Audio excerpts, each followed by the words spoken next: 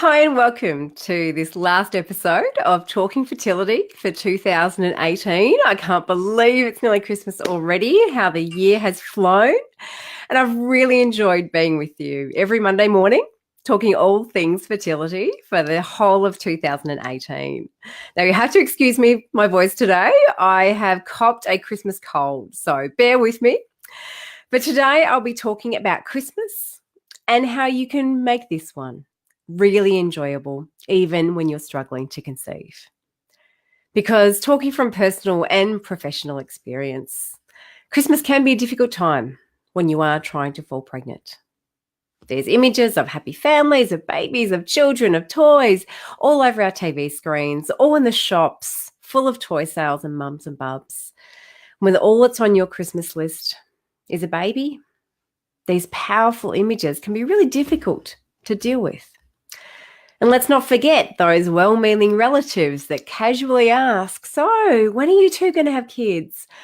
I know I always found that one the most difficult to deal with. So today, as we head into Christmas, I thought I would give you 5 of my top tips, though I do have 6 with me today. So you'll be getting a bonus tip in there today. So 6 top tips that I found useful when we were struggling to fall pregnant, and what I now give to my patients to help them move into the silly season with their sanity intact and even a smile on their face. So first of all, when it comes to that dreaded question that we all don't want to hear, but is pretty much inevitable, I recommend you prepare your response in advance. Now, this one was a big one for me. When catching up with extended family, it is almost inevitable one of those well-meaning relatives will ask, so when are you going to have kids? Oh, sorry about that. Turning my phone off there. Now rings through my computer. Too much technology for me to deal with. So I'll just pop that off there actually, because I think silent is not working well enough. So yes, prepare your response in advance because it is inevitable that someone may ask when you're catching up with extended family you may not have seen all year. And I found that by preparing what I wanted to say in advance, it actually made me sail through the question a lot easier than I normally would have because I didn't have to think about the response. So I really didn't have to delve into that part of myself that I really didn't want to deal with that day. Goodness me, that didn't even turn off. So, I wasn't really delving into that part of me that I really didn't want to delve into that day. So if I had my response prepared in advance, it was just automatic and I sailed through the question. Now, whatever your response is, that's really personal for you. But an important thing to do is to agree on it with your partner. There's nothing worse than you perhaps saying, oh, we're not ready yet, whilst your partner's off, having a D&M with your great aunt about your difficulties. So whatever your response is, agree on it beforehand. And for us, look, we simply said we're trying. It was the truth. And it really helped politely avoid the question being asked again and indicated that it's something we really didn't want to talk about. So that's my number 1 tip that I found really helpful when we were struggling to fall pregnant. Now, secondly, really importantly, is to focus on all the good stuff that you have in your life. Infertility can be all-consuming.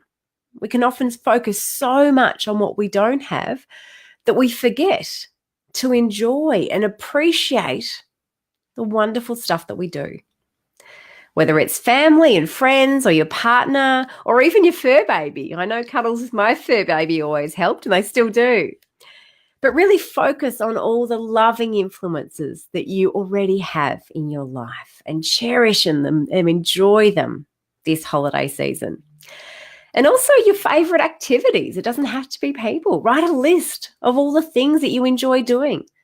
Make sure you do more of them. And when you're feeling flat, pick one. I know top of my list is always being out in nature. Always makes a difference for me.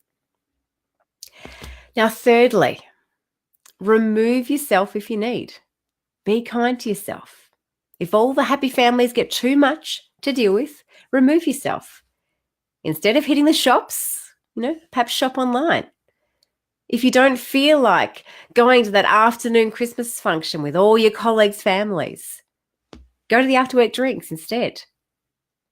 Don't be afraid to admit that you're struggling. And don't force yourself into situations that you would rather avoid. Be gentle and kind to yourself this Christmas. And on that note of being kind to yourself, treat yourself. Whilst you're busy shopping for gifts for family and friends, be sure to include yourself in that gift giving. If there's a new dress you've been eyeing off or shoes, treat yourself. Choose something that will bring you joy and gift it to yourself.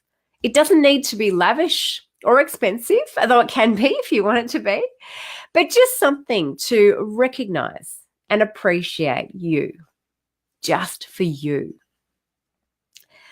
And on that note as well, look after yourself from a health perspective as well. With the alcohol, chocolate and chips available in abundance this time of year, it can be tempting and even easy to drown your sorrows on a bottle of wine or a box of chocolates. Perhaps this may give you temporary reprieve, but it will only make you more miserable in the long run and take you further away from your goal as well. So stay on track with your health goals as much as you can. Focus on that positive outcome that you are going to achieve for next year. And remember, you are already carrying all the precious DNA that has the potential to become your future child. So the nourishing and the nurturing starts now. I've spoken with all my patients about their Christmas health plans and how they plan to stay on track. And overall, it's okay to indulge a little more. It is Christmas after all. But the most important ones to avoid this Christmas are the alcohol and the sugar. These will impact your fertility health the most. So enjoy that roast dinner or prawns and salads, as it may be in the hot Australian summer here. Although for my family, with my husband's family being from England, we do the roast dinner with all the trimmings, regardless whether it's 30 degrees here or not. So whatever it may be for you, for your Christmas lunch, enjoy that lovely Christmas lunch with your family or friends, but try to avoid too much alcohol, which is a sugar in itself, and then avoid the sugars, so the chocolates and the lollies and the desserts as much as possible. And if you do fall off the wagon, it does happen this time of year, don't beat yourself up and don't give up. Don't say, oh, well, I've had 2 chocolate lint balls today. I might as well just have the cake and the ice cream and the chocolates and the extra lollies as well, or maybe an extra serve of Pav. A friend of mine said that's like dropping your mobile phone and then jumping on it and stomping on it because, oh, well, you've dropped it. You might as well just smash it completely. That's not the case. A crack is just a crack. You can always get back on track. And my last extra tip is to find what you enjoy most about Christmas and really get into the spirit. For me, it's Christmas carols. I love them, especially the boppy ones that I can sing and dance along to. When we were struggling to fall pregnant, it was the Mariah Carey Christmas CD. Now, it's super corny, I know, and I still have the actual CD, no streaming, no Spotify, the actual CD. But I'll pop that on and sing and dance along, sing as loudly as I wanted. It always gets me in the spirit. But if that's a bit super corny for you, I have another friend who loves baking. She loves making baked treats for everyone at Christmas time. So whatever it is for you, find that thing about Christmas that really lights you up and indulge.